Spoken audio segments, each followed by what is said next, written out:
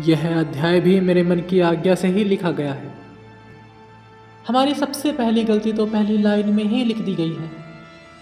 हम सोचते हैं कि यह मन हमारा है, और सच्चाई तो यह है कि हम हमारे मन के हैं। हम में से हर एक व्यक्ति को तो मैं नहीं कह सकता, परंतु लगभग सभी प्राणी और जीव जंतु अपने ही मन की जकड़ में कहते हैं। मन जैसा कहता है वैसा ही हम करते हैं। यह मन हमें हर पल बहकाता है, कभी इच्छाओं के पीछे दौड़ाता है तो कभी हमें अपराध बोध की अग्नि में जलाता है। और अगर मैं अपनी कहूँ तो मैं भी इस मन की गिरफ्त से अछूता नहीं हूँ। कभी लगता है मैं इसका मालिक हूँ, पर अगली ही श्वास में महसूस होता है मैं तो बस इसका एक आज्ञाकारी छाया हूँ। तो आइए अब हम समझते हैं इस मन के अदृश्य खेल को, जो हर समय हमारे भीतर ही खेला जाता है।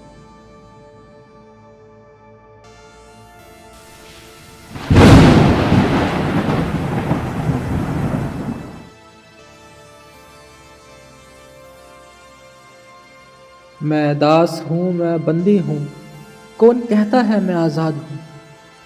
जब से होश संभाला ये मैंने है, तब से मैं अपने ही मन का गुलाम हूँ। व्याख्या: कौन कहता है कि मैं एक आज़ाद पुरुष हूँ। मैं तो तभी कैद हो गया था जब मेरे पास मेरी खुद की सोचने की क्षमता आई, और मुझे कैद करने वाला कोई और नहीं बल्कि मेरा ही एक हिस्सा है, जिसे हम मन कहते हैं। मेरा वो मन ही मुझे बचपन से गुलाम बनाए हुए है।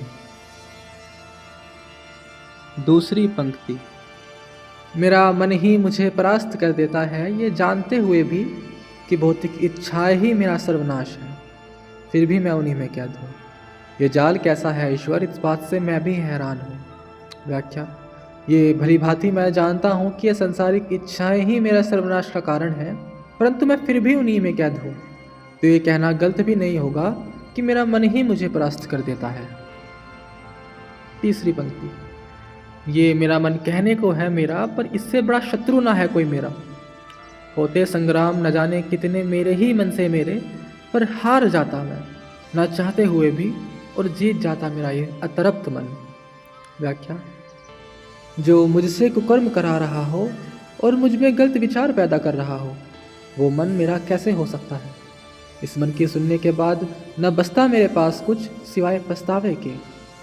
ऐसा नहीं है कि विरोध नहीं करता मैं, संग्राम भी हुए मेरे इस मन से बहुत, परंतु हार जाता मैं और जीत जाता मेरा ये मन। चौथी पंक्ति: एकमात्र मन ही मुझे मोक्ष या तो नर्क तक ले जाने का सामर्थ्य रखता है। अब जाना तुझे है किधर, उसका कर विचार। व्याख्या: ये तुम्हारा मन ही नर्क और स्वर्ग में लगे द्वार के ताले की चाबी है, परंतु सही चाबी चुननी तुम्हें ही है। केवल हमारा ये मन ही खुद के पास इतनी ताकत रखता है जो हमें स्वर्ग या तो नरक तक ले जा सकता है। तुम्हारे अच्छे कर्म ही तुम्हारी वो सही चाबी है उस स्वर्ग में लगे ताले की। अब जाना तुझे है किधर, उसका कर विचार। पांचवी ही पंक्ति: अगर करूँ मैं मन के विचारों की तुलना उस ब्रह्मांड के आकार से, तो ये गलत भी नहीं है। व्याख्या: मैं यह मानता हूँ कि मेरा ये मन विचारों से उत्पन्न हुआ है, और इसमें इतने विचार होंगे कि अगर मैं इन विचारों की तुलना ब्रह्मांड के आकार से भी करूँ तो ये गलत नहीं होगा। और ये विचार साधारण नहीं होते, इनके बारे में आप जितना सोचेंगे ये आते ही चले जाएंगे। कुछ इसी प्रकार की हमारे मन की प्रवृत्ति है। छठी पंक्ति: मन के विचारों से बड़ा न है कोई, एक क्षण में न जाने कितने ज़माने दिखा देता ये मन। हे ईश्वर, अब इस मन को तृप्ति मिलना लाजमी भी तो नहीं है। व्याख्या: मेरे मन में पल रहे विचार इतने अत्यधिक हैं कि वे मेरे अंदर एक पल में ही न जाने कितनी आकांक्षाएं जगा देते हैं, और जब तुम अपने मन के अनुसार अपनी आकांक्षाएं पूरी कर भी लोगे तो तुम्हारा मन तुम्हें और अधिक आकांक्षाएं दिखाने लगेगा। ये मन कुछ इसी प्रकार से काम करता है। तो अब इस मन को संतुष्टि मिलना सही भी तो नहीं है। सातवीं पंक्ति: मैं चाहूँ तो वो कर लूँ, मैं चाहूँ तो ये कर लूँ। कहना लगता बड़ा आसान है, मगर करने से पहले आज्ञा लेनी ही पड़ती है उस अतृप्त मन से। व्याख्या: मैं वो करूँगा, मैं ये कर लूँगा, ये तो मैं अवश्य ही करूँगा। हम अक्सर ऐसे शब्दों का इस्तेमाल कभी ना कभी करते ही हैं, पर एक बात है जो हमें उस समय ज्ञात नहीं होती कि हम जब मैं शब्द का इस्तेमाल कर रहे हों तो वो असल में मैं तुम नहीं बल्कि तुम्हारा मन होता है। तुम जब तक किसी कार्य को ठीक से नहीं कर पाओगे, जब तक तुम्हारा मन तुम्हारा साथ न दे। तुम्हें किसी कार्य को करने के लिए पहले अपने मन के सामने झुकना ही पड़ेगा, अर्थात तुम्हें उससे कार्य करने की आज्ञा लेनी ही पड़ेगी। मन एक सबसे अनोखी चीज़ है जो ईश्वर द्वारा हमें प्राप्त हुई है, बस हमें इसका सही इस्तेमाल करना आना चाहिए। 8वीं पंक्ति। मन ही नर्क है, मन ही स्वर्ग है, मन ही अशांति है, मन ही शांति है, मन ही अपवित्र है, मन ही पवित्र है, मन ही क्रूर है, मन ही दयालु है, मन ही दुराचार है, मन ही उत्तम है। अब देख तुझे क्या चुनना है, वो निर्भर तुझ पर करता है। व्याख्या। अगर देखा जाए तो मन एक छोटे बालक की तरह है। हम जैसा उस बालक को बनाना चाहते हैं वैसा बना सकते हैं, परंतु मन पर काबू पाना सरल नहीं है। लेकिन अगर किसी तरह हम अपने मन पर जीत हासिल कर लेते हैं तो हम जैसा चाहें वैसा बन सकते हैं।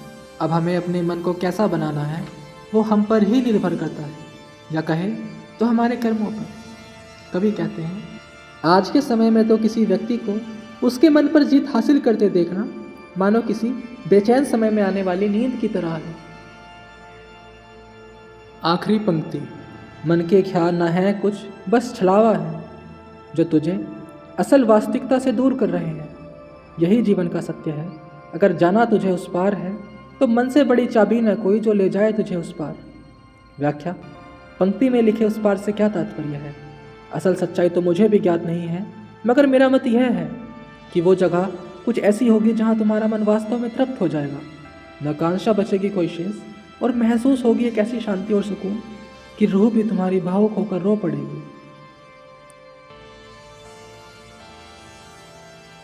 तो इस रचना का मूल संदेश यही है कि मनुष्य का सबसे बड़ा संघर्ष बाहरी दुनिया से नहीं बल्कि अपने ही मन से होता है। मन ही इच्छा है, भ्रम है, शक्ति है और पतन का कारण भी। यह वही तत्व है जो मोक्ष का द्वार खोल सकता है और वही हमें नरक में गिरा सकता है। जब तक हम अपने मन को नहीं समझते तब तक हम सत्य से दूर रहते हैं। इसलिए ज़रूरी है कि हम अपने विचारों के छलावों से उठकर मन की वास्तविकता को पहचानें, क्योंकि यही मन यदि वश में हो जाए तो सबसे बड़ी चाबी बन सकता है जो हमें असली शांति और सत्य के मार्ग तक ले जाने का सामर्थ्य रखता है।